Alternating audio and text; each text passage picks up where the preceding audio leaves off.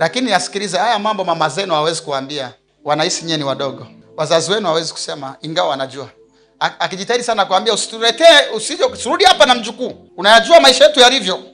Usirudi na mtoto hapa. Yaani hapo mama ndo kajieleza kwa herufi kubwa, kamaliza maneno yote. Ila hawezi akakueleza why. Asichokijua ni kwamba utakutana vijana huku na kule DH kuna wali maharage mara 2 sijui mara ngapi kwa wiki. Ugali maharage ndo kitu cha kawaida na cabbage. Alafu unakuja hapa chips ni muujiza. Alafu hujakaa vizuri unakuta kila mtu ana mahusiano chuo. Ni wewe tu unahusiana na Mungu tu. Na wazazi wako. Unahisi kama wewe ndo haujatumia vizuri nafasi ya kuwa chuo. Kwa hiyo akitokea mtu akajieleza, akaonesha kama anaeleweka, unasema acha tufanye majaribio.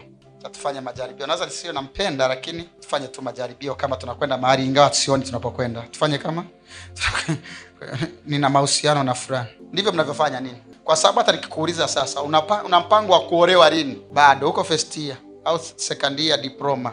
Wazazi wenyewe wamekwambia hii diploma mwanangu ukimaliza lazima uunge, hatutaki mchezo. Kwa hiyo maana yake kama uko second year, una mwaka wote wa pili, una mwaka wote wa tatu na bado una mitatu tena ya bachelor kama utafanikiwa kuunga. Hapo ndo wazazi wanakuambia ukimaliza degree hapo tutakuruhusu uolewe. Ila sasa hivi cha ajabu tayari una mahusiano ya 3. First year ulikuwa nalo moja pale, wiki ya 4 tayari ushapata mtu ambaye alikupeleka akakununulia chai ya kantini ya shilingi 500 na maandazi ya mia ngapi yani mawili ya buku. Mara 2 mara 3 uhusiano likazaliwa. Hakutumia hata shilingi 20,000 tayari ulishakubali mwanze mahusiano. Tukikuuliza unataka kuwa nani? Nasoma civil, nataka kuja kuwa na kampuni yangu ya ujenzi mwenyewe. Nataka kuja kuwa nani, waziri. Yani ndoto zenyewe hazifanani na maisha unayoishi. Kwa sababu watu wanasema nyota njema huonekana asubuhi. Ila asubuhi wewe tunaona ukungu tu. Na tunaona giza. Giza limemeza nuru. Alafu unaniambia msione hivi ndo nafanya mazoezi ya kutokeza.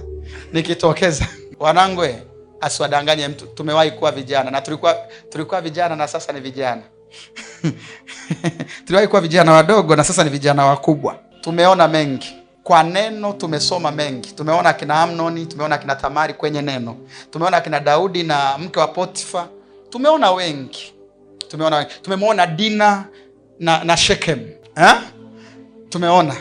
Na bado tumeona wenyewe yaliyotutokea sisi wenyewe. Mengine yametutokea. Kwa hiyo hatufundishi tu neno, tunafundisha experience pia. Tukikwambia hii njia haitoki, uwe unatuelewa. Wewe ndio umefika siku ya kwanza. Si unajua ameshajenga choo, utatokea chooni. Hii njia haitoki, tusikilize sisi wenye mtaa. Useme mbona mimi naona imenyoka? Haya, nyosha uende chooni. Nyosha utokea kwenye nyumba ya mtu. Tusikilizeni.